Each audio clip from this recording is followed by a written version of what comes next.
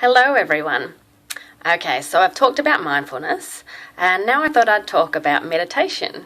The thing is though, it's such a massive topic that it would be really unfair of the topic for me to cut it down into a short video. So I just thought I'd give a bit of an overview on what I have learnt about meditating. And I make an effort to meditate at least twice a week, if not 3 times. But if you can manage it every single day for at least 21 minutes, that's the ideal amount of meditation every day to get the most out of it. And that 21 minutes can be broken up into 3 lots of 7, for example. So, you know how the Christians pray before a meal, thanking for their meal. You could break your meditations up into 7 minutes before each meal, and that way it might be a bit easier for you to manage. Now, there's actually quite a few different ways to meditate. So there's the mindfulness method that I've already discussed. There's also the affirmations that I've used, where you listen repeatedly to a bunch of affirmations that you want to have sink into your subconscious. There are guided meditations. They're really excellent to actually start out with because it gives you something to focus on, and that's sort of the key is only focusing on what you're listening to and not letting little thoughts come into your mind and interrupt you. And then I guess the highest level of meditation from what I've learned, and I don't mean highest level that you can reach, but one of the hardest after you've started off with mindfulness and some guided meditations that you can move on to, and that would be basically stilling all the thoughts from your mind, so that you are effectively emptying out your mind as much as possible.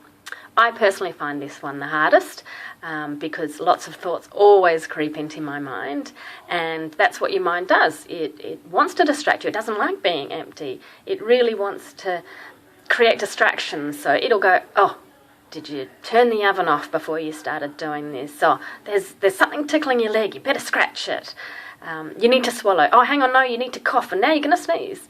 And when you're doing this kind of meditation where you're emptying your mind of thought, you need to realise that you're having thoughts, so catch yourself, and then generally I thank myself for having the thought, and then I will remove it from my mind. So in the middle of a meditation in this manner, I will be focusing on my breathing, because focusing on your breathing is one of the easiest ways to keep your mind empty if you focus on something. And with focusing on my breathing, I'm tending to focus on can I feel the air going over my upper lip, in and out? And that's actually really tricky to feel, so you need to be really focused on that. And then if a thought enters my mind, I go, oh, thank you for that thought. Now my mind is clear.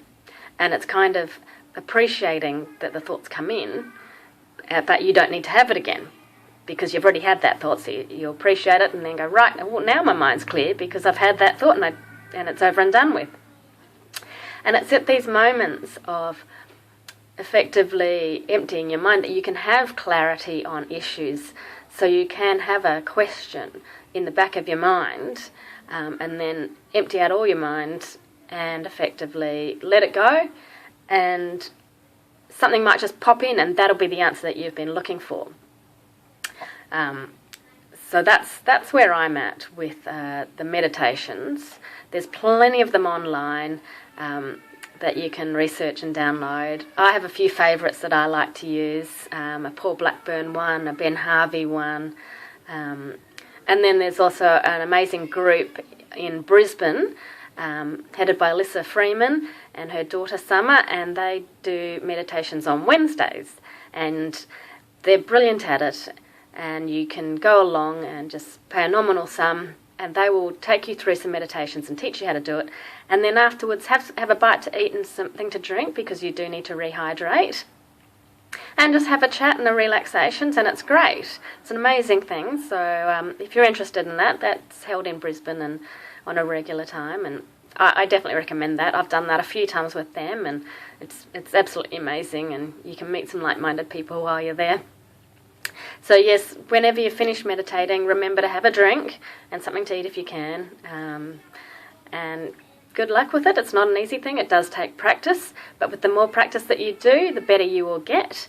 The better you get, the more profound the actual outcomes are from it.